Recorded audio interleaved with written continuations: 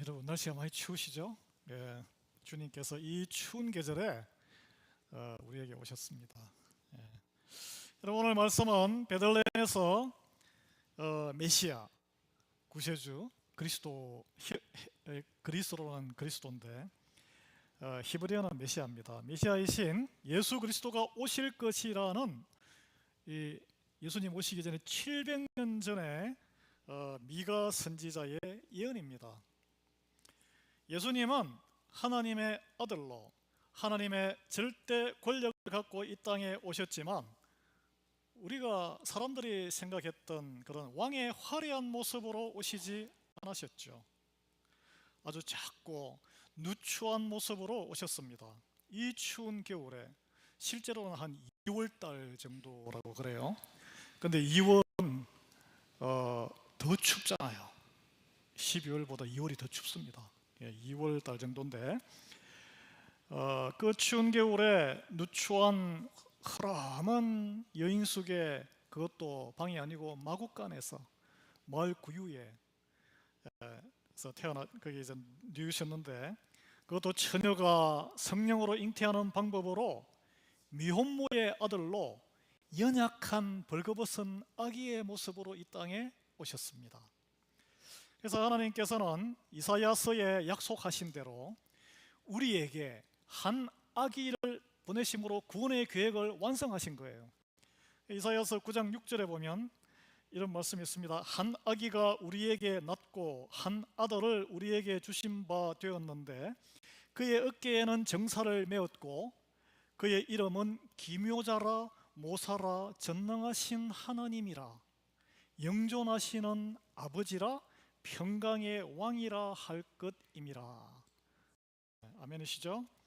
예수님이 오신 것은 하나님이 정육신, 거룩한 하나님이 인간으로, 몸으로, 인간의 육신으로 이 땅에 오신 사건입니다. 무엇을 위해서? 목적이 무엇이냐 이거예요. 이 땅을 회복시키시고 영원히 하나님 나라를 보존하시기 위해서였습니다. 그래서 예수라는 이 그리스어인데 구원하는 사람, 구원자란 뜻이에요. 그래서 그 이름에 하나님의 역할이 그대로 담겨 있습니다. 전능하시고 영원히 계시는 하나님이 약하디 연약한 뻘거벗은 작은 아기의 모습으로 우리에게 오셨어요. 이것이 예수님이 오신 성탄의 사건입니다. 아기는 누군가 보호를 100% 누군가의 보호를 받아야 돼요. 그렇죠?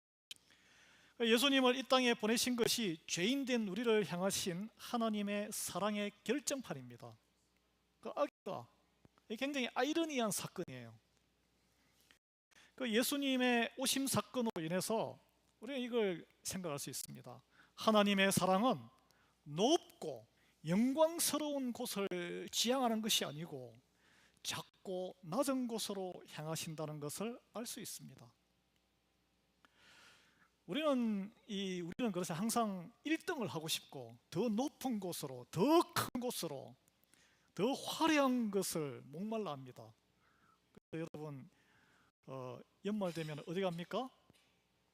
많은 사람들이 맨하탄에 거기 타임스퀘어에 번쩍번쩍 하는데 바글바글 사람들이 모여요.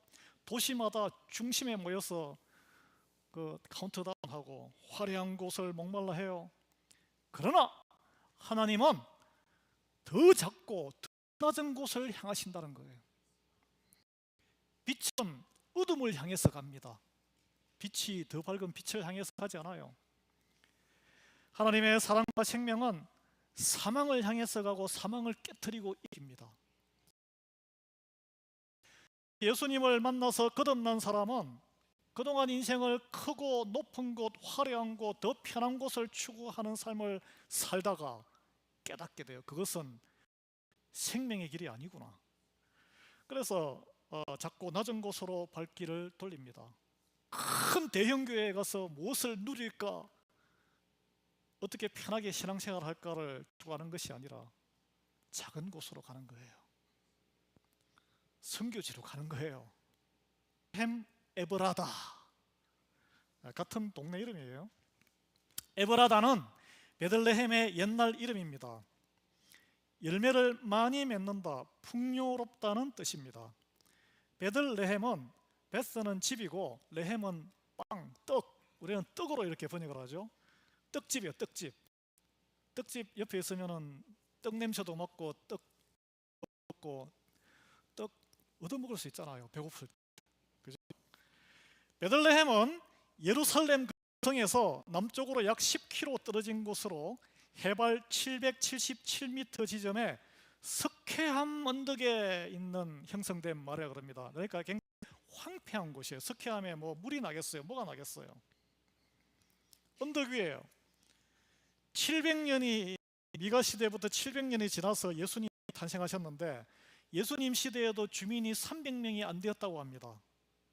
그러니 뭐 지금 이 본문 시대는 아주 형편없는 몇 집 안 되는 동네였겠죠. 그럼 예수님 시대에 여관이 있으니까 무슨 뭐 좀 번성거리는 동네 아니었나 생각하는데, 여관이 있었던 이유는 이곳이 상인들이 지나가는 예루살렘으로 가는 길목이었다고 합니다.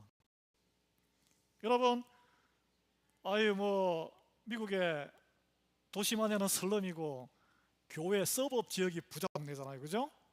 그래서 또 크고 아닙니다. 고대에는 부자들은 안전한 도시의 성곽 안에 살았어요. 그러면은 성곽 밖에 한 10km, 8km 이 예루살렘 주변에 베다니라는 동네 기억나시죠? 베다니? 나사로 문둥병자 시몬 뭐 이런 사람 나오잖아. 그리고 베들레헴 거의 비슷한 거리인데 여기 사는 사람들은 공동체에서 쫓겨난 사람들이에요. 예루살렘에서 쫓겨난 사람들. 왜 쫓겨납니까? 나병이 걸렸거나 전염병이 걸렸거나 아니면은 뭐 사고를 쳤거나 도망친 사람들. 요즘 말로 하면 달동네 빈민촌이에요. 이스라엘의 전통적인 권력 중심지인 예루살렘 성곽 안도 아니고 혈통이 좋은 대제사장 가문 아론의 직계 후손도 아니고, 그리고 지중해 변에는 교역을 많이 해서 곳에는 뭔가 뮤지컬도 있고 뭐 이렇게 그런 것도 아닌 구원자가 올 것이라는 이 예언, 여러분 어떻게 생각하십니까? 하나님의 눈길이 닿는 곳은 세상이 주목하는 곳이 아니란 거예요. 아무도 가고 싶지 않은 곳. 여러분, 우리가 가고 싶지 않은 곳이 있으세요? 여러분? 이 추운데 버림받은 곳, 작고 낮은 곳에 하나님의 사랑이 그곳을 향하고 있다는 거예요. 오늘 본문의 우리의 그 내용입니다. 여러분, 우리가 다 이름을 그렇죠? 이름? 우리의 이름은 어떻게 보면 부모님의 소원과 결핍의 결정판이에요. 이름은 결핍에서 비롯된 소원을 담고 있습니다. 언덕 위에 살면서 풍요롭지 못해서 열매라도, 나무 열매라도 많이 맺히면 좋겠다. 에버라다, 열매가 풍성한 마을. 배가 고파서 떡집이라도 있으면 떡이라도 콩고물이라도 얻어먹을 텐데, 떡 만드는 집, 떡 만드는 마을, 베들레헴. 이렇게 미루어 짐작할 수 있습니다. 그러나 이곳은 이스라엘 백성들에게는, 특히 유다 지파에는 믿음의 영적인 전통과 슬픔이 있는 곳이에요. 야곱, 그 사기꾼 야곱, 자기가 평생 사랑했던 유일한 여인 라헬, 그 4명의 부인 중에 유일하게 사랑했던 라헬이 둘째 아들 베냐민을 낳다가 거기서 죽고 길가에 묻힌 곳이에요. 고향으로 브엘세바로 돌아가던 중에 거기서 죽었는데, 또 이스라엘 민족의 영웅이 되는 다윗이 태어난 곳이기도 합니다. 그러나 동네, 미미한 동네. 성경은 다윗의 후손을 통해 메시아가 다윗처럼 베들레헴에서 태어날 것이다 라고 예언을 했는데, 이것으로 인해서 많은 오해를 불러일으켰습니다. 다윗처럼 위대한 나라, 우리 광개토 대왕처럼 만주 땅을 회복해서, 뭐 우리 그리스도인들 중에도 만주 땅 회복해서 큰 기독교 국가, 동아시아의 강성 국가를, 그거는 민족주의적 기독교라고, 그거는 굉장히 왜곡된 믿음이에요. 잘 되면 좋지만, 예. 그런 헛된 메시아 사상을 갖게 된 원인이 되었습니다. 여러분, 오늘 본문은 베들레헴에서 태어나신 이 아기 예수가 곧 하나님이라고 예언을 하고 있어요. 2절 말씀인데, 내가 유다 족속 중에 작을지라도 이스라엘을 다스릴 내게서 내게로 나올 것이라. 그의 근본은 상고에 영혼에 있느니라. 상고는 뭘 말합니까? 태초에 천지를 창조하신 하나님을 이야기하는 거예요. 영원한 시간의 주인 되시는 하나님, 예수님이 하나님이라는 것을 선포하고 있는 것입니다. 여러분, 그리고 오늘 또 본문을 바탕으로 보면 예수님이 이 땅에 오신 것을 좁게 보자면, 왜 성경은 에브라다와 베들레헴 같은 마을인데 두 단어로 이렇게 소개된 마을 이름을 거기에 나타난 하나님 백성들의 간절한 소망이 많이 왜곡돼서 이 땅에 풍성한 열매를 많이 하는데, 그걸 바로잡고 그 소망을 이루어 주시기 위해서 그곳으로 오셨다고도 해석할 수 있어요. 여러분, 열매를 많이 맺는다는 마을 이름 에브라다에 걸맞게 예수님은 오셔서 뭘 하셨어요? 우리에게 풍성한 열매 맺는 삶을 주시기 위해서 오신 분이에요. 요한복음 10장 10절에 이런 말씀, 내가 온 것은 양으로 생명을 얻게 하고 더 풍성히 얻게 하려는 것이라. 그냥 생명 얻는 게 아니라 풍성히 누리게 하기 위해서 오셨다는 거예요. 그 에브라다에 오신 예수님은 우리 인생에 또 열매를 맺게 하고 뿐 아니라 그 열매가 지속되게 하려는 목적을 갖고 오신 줄 믿으시기 바랍니다. 이 말씀에 나와요. 요한복음 15장 16절, 제자들에게 이렇게 말씀하셨어요. 너희가 나를 택한 것이 아니요 내가 너희를 택하여 세웠나니 이는 너희로 가서 열매를 맺게 하고 또 너희 열매가 항상 있게 하여 내 이름으로 아버지께 무엇을 구하든지 다 받게 하려 함이라. 이걸 이제 우리가 신앙생활 하면 이걸 알고 누려야 되는 거예요 지금. 그러니까 여러분, 어떤 열매를, 그럼 무슨 열매?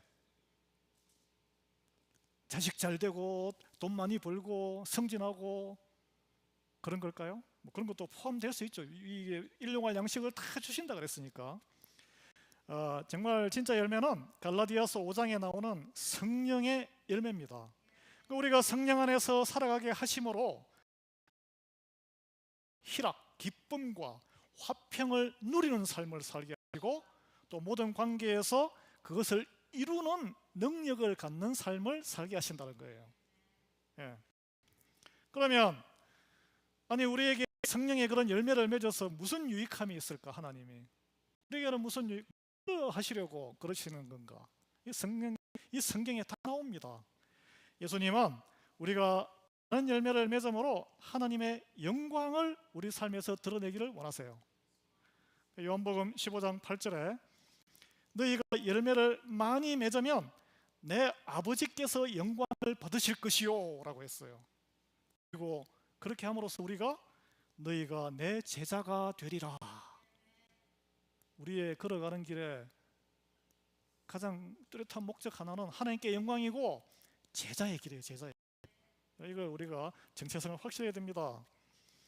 그래서 예수님은 풍성하게 열매 맺는 삶을 이루게 하시려고 그냥 열매가 맺히나요? 여러분, 뒷마당에 또 어릴 시절에 농사를 짓거나 하면은 그냥 열매가 맺히나요? 땅이 좋은 땅이 필요하고 그름을 줘야 됩니다. 비 오고 물 주는 이런 거는 하나님이 하시지만 우리는 그름을 줘야 돼요. 예수님은 본인이 이를 위해서 그름이 되셨어요. 그래 하늘의 미랄이 되어 썩어서 그름에서 우리를 열매 맺는 삶을 살도록 하신 거예요. 예수 그리스도는 베들레헴 떡집이라고 풍성한 떡을 소망했던 이스라엘 백성들의 소원에 걸맞게 그름이 됐냐? 본인이 떡이 되신 거예요. 떡집에란 마을에서 태어나심으로 본인이 떡이 되신 거예요. 본인의 몸과 살이 십자가에 찢겨져 우리에게 떡이 되신 예수님 찬식하잖아요. 상징적으로 그들이 그러나 기대했던 먹고 죽을 세상 떡이 아니라 잘 사는 게 아니고 영생을 누리게 될 생명의 떡으로 우리에게 오셨다는 거예요. 그래서 예수님께서 자신의 생명의 떡이라고 선언하시고서는 자기를 믿는 이는 그리스도라고 믿는 이는 하나님이라고 믿는 이는 부활을 믿는 이는 십자가 그 죽으심으로 내 죄가 다 탕감받는다고 믿는 이는 영적인 굶주림과 목마름에서 영원히 해방될 것이다. 이걸 약속하신 성경 말씀 요한복음 6장 35절 예수께서 이르시되 내가 생명의 떡이니 내게 오는 자는 결코 줄이지 아니할 것이요 나를 믿는 자는 영원히 목마르지 아니하리라. 그래서 떡집 하니까 참 인생고가 다 풀리겠네. 그래서 이제 우리는 세상적으로 많이 해석을 하죠. 이 이스라엘 백성도 마찬가지로 하면서 나는 그 영원한 생명 살인이라. 그래서 예수님이 이렇게 말씀을 어떻게 이렇게 하실 수 있습니까? 그게 오늘 미가서 오늘 우리가 읽은 본문 4절 5절에 나와요. 잘 들으세요. 그가 여호와의 능력과 그의 하나님 여호와의 이름의 위엄에 의지하고 서서 목축하니 그들이 거주할 것이라. 이제 그가 창대하여 땅끝까지 미치리라. 이 사람은 평강이 될 것이다. 여러분, 여호와의 이름, 하나님의 이름에 위엄에 의지하고 서서 목양했다는 거예요. 그랬더니 창대해졌다. 대는 이게 형통했다는 거죠. 그게 땅끝까지 미치게 되었다는 거예요. 그래서 평강의 왕이라 그러잖아, 예수님을. 그러면 그게 나랑 무슨 상관이 있어요? 예수님은 예수님이고 나는 나지. 그렇게 생각하실 수 있죠, 여러분? 예수님은 인간으로 오신 하나님이시기에 하나님의 모든 권능을 이 땅에 베푸셨고 지금도 성령을 통해서 베풀고 계세요. 우리가 여러분 다 신앙 고백 오늘도 여기서 세례를 할 텐데 그럼으로써 약속하셨어요. 예. 마찬가지로 그리스도인은 세례받고 믿음을 고백하는 예수 그리스도의 이름의 위엄에 믿음으로 의지하는 이에게는 특별한 권세가 주어진다고 성경은 약속하고 있습니다. 권세, authority. 요한복음 1장 12절에 영접하는 자, 곧 그 이름을 믿는 자들에게는 하나님의 자녀가 되는 권세를 주셨다라고 했어요. 여러분 다 하나님의 자녀가 된 권세를 가지고 계시는 거예요. 쓰셔야 되는 거예요, 그걸. 그렇다면 예수님의 이름을 믿는 우리가 하나님의 자녀된 권세, 갖고 있는 권세, 주어진 권세, 예수님께서 하신 권세가 무엇일까요?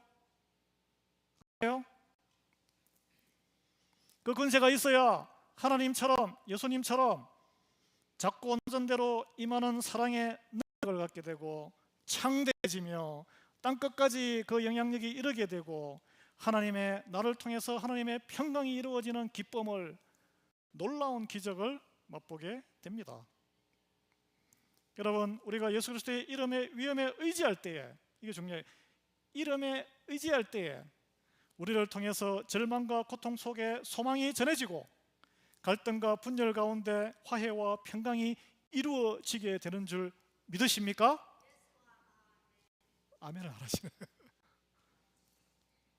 제가 성경에 나오는 하나님의 자녀된 우리에게 주어진 권세를 몇 가지 간단히 소개해 보겠습니다. 첫 번째, 영적인 권세. 절망, 고통, 갈등, 정오, 시기, 질투, 빈곤, 슬픔, 이 모든 악한 것을 막 쏟아붓는 마귀 사탄의 공격에 대적해서 능히 이길 영적 권세를 우리에게 주셨다라고 했어요. 누가복음 10장 19절에 내가 너희에게 뱀과 정갈을 밟으며 원수의 모든 능력을 제어할 권세를 주었으니 너희를 해칠 자가 결코 없으리라. 어떻게? 그게 가능해요?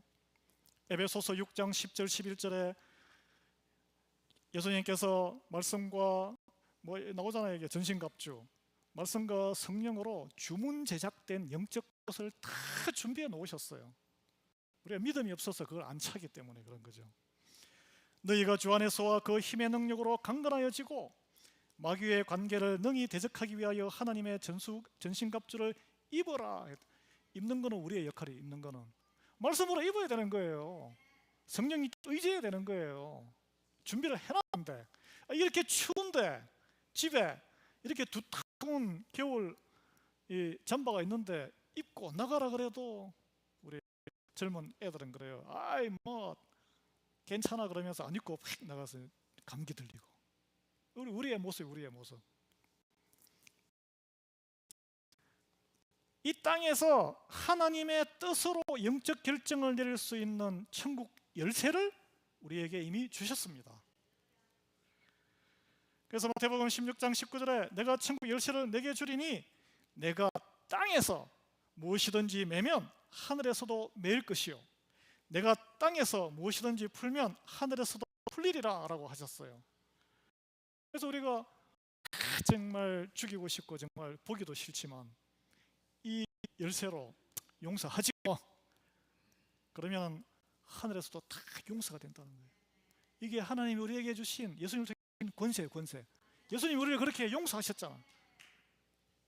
세 번째, 도저히 이길 수가 없어요. 모든 시험과 막 그런 걸 이길 수 없는데 그럼에도 불구하고 넉넉하게 이길 능력을 주셨다는 거예요. 이길 능력, 여러분 귀를 열고 들으십시오. 예, 지금 주무시는 분 계신데 예수님의 사랑으로 모든 것을 넉넉히 이겨나갈 능력의 권세를 허락하셨다는 거예요. 로마서 8장 37절에 이 모든 일에 우리를 사랑하시는 이로 말미암아, 내 능력이 아니고 사랑하시는 이로 말미암아, 예수님으로 말미암아 우리가 넉넉히 이긴다는 거예요. 여기서 중요한 거는 왜 여러분 교회에 이렇게 공동체를 이루시는데 눈에 보이는 가시적인 그리스도의 몸은 교회입니다. 교회 꼭, 우리 교회가 아니더라도 공동체에서 신앙생활을 꼭 하셔야 되는 거예요. 여러분, 사도 요한은 예수 그리스도의 사랑으로, 내 사랑이 아니고 내 인격의 사랑이 아니고 우리가 서로 사랑하고 또 사랑하기만 하면 반드시 승리할 것이다 라고 사랑의 애찬론자였어요. 그렇죠? 마지막입니다. 예수님이 우리에게 주신 권세의 결정판이 뭐냐면 복음 전파의 권세입니다. 여러분에게 전도를 한 번도 못 해보시고 선교 복음 전파도 못 해보신 분들 계실 거예요. 권세를 천국에서 쓰셔야 돼요. 마태복음 28장 18절 20절 예수께서 나와 말씀하여 이르시되 하늘과 땅의 모든 권세를 내게 주셨으니, 누가? 하나님 아버지가. 그러므로 너희는 가서 모든 민족을 제자로 삼아 아버지와 아들과 성령의 이름으로 세례를 베풀고 내가 너희에게 분부한 모든 것을 가르쳐 지키게 하라라고 그 권세를 우리에게 다 위임하신 거예요.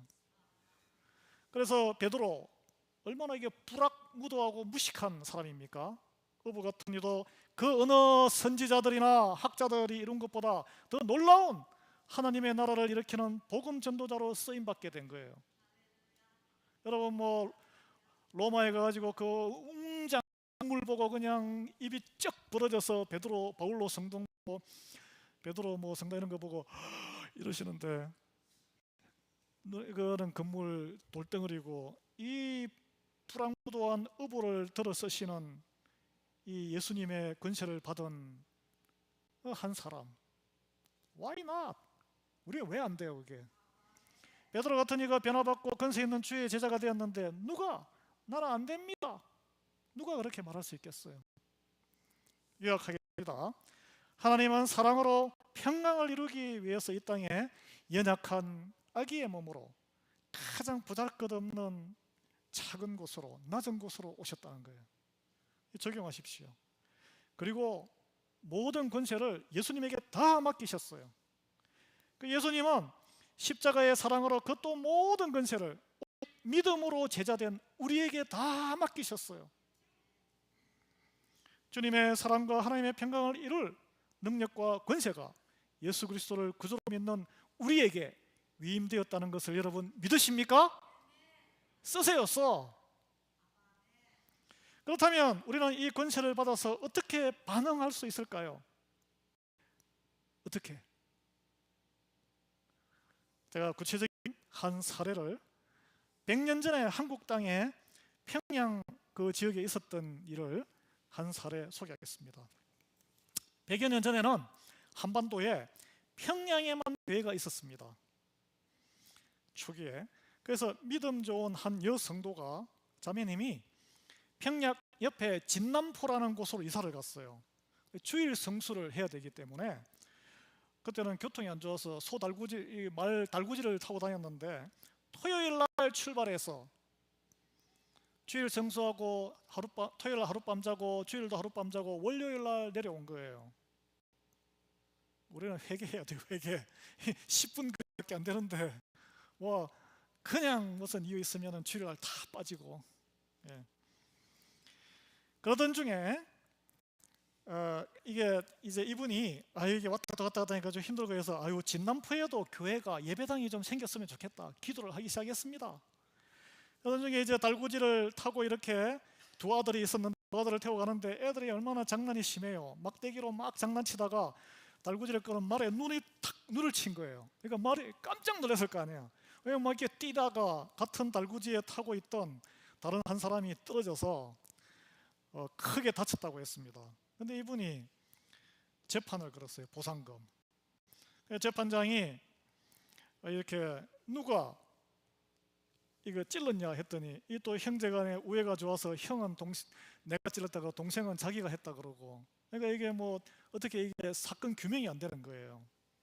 그래서 이 엄마인 이 여성도에게 물어봤어요. 이거 어떻게 해야 되냐 했더니 여성도가 판사님, 벌을 받는다면 작은 아들을 처벌해 주십시오. 아니 왜요? 그랬더니 큰 아들은 저의 전처의 소생이고 작은 아들이 제 친아들입니다. 그렇게 대답한 거예요. 그런데 이 판사와 검사가 너무 놀래가지고 아니 당신 도대체 뭐 하는 사람인데 그런 대답을 할 수 있느냐. 여성도가 저 믿는 사람입니다. 예수 믿으면 다 당신처럼 되느냐 그랬더니 예, 예수 믿으면 모두 그렇게 됩니다. 이렇게 딱 대답을 한 거예요. 검사와 재판장이 크게 놀라지 않았겠습니까? 평양은 그냥 딸 자식들 막 기생으로 팔아가지고 돈 챙기는 그런 동네였거든요. 그래서 이런 판결을 내렸대요. 우리가 보상금을 다 내줄 테니까 또 내가 돈을 보태줄 테니 돈을 낼 테니 우리 진남포 땅에 예배당을 세워서 당신 같은 사람 많이 생기도록 해주시오. 그렇게 해서 진남포의 첫 예배당 교회가 세워졌다고 실합니다. 여러분 골로새서 1장 10절에 주께 합당하게 하여 범사에 기쁘시게 하고 모든 선한 열매를 맺게 하시며 하나님을 아는 것에 자라게 하신다라고 했습니다. 여러분 위기의 상황이잖아요. 이게 작고 낮은 곳으로 오신 예수님을 본받아 합당하게 반응한 이 여성도 예수 그리스도와 하나님의 이름을 높였습니다. 결과적으로. 그리고 이로써 화평을 이루었어요. 열매를 맺었어요. 하나님이 살아계심을 또 경험하지 않았겠습니까? 결론입니다. 이 성탄의 계절에 오직 하나님의 사랑을 이루시기 위해서 작고 낮은 곳으로 오신 예수님, 십자가에 매달리시기까지 우리를 사랑하신 예수님을 바라보는 우리 되기를 원합니다. 예수님이 우리에게 주신 그 권세, 제가 4가지 권세를 말씀드렸는데 하시고 사용하세요. 우리도 그리스도를 따라 그러면 작고 낮은 곳으로 사랑을 들고 찾는 반응을 할 수 있습니다. 그 풍성한 삶의 열매와 영혼 구원의 축복을 누리는 삶, 하나님은 정말 살아계시는구나 경험하는 연말과 또 여러분의 우리의 삶이 되기를 예수 그리스도로 축원합니다. 기도합니다.